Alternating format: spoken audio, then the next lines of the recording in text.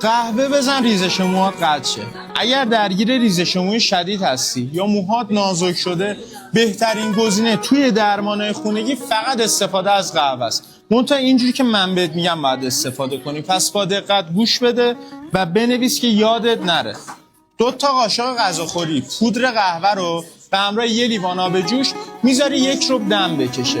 بعد از اینکه خنک شد از صافی ردش میکنی، میریزی داخل یه ظرف اسپری. قبل از همون میزنی به ساقه و ریشه موهات.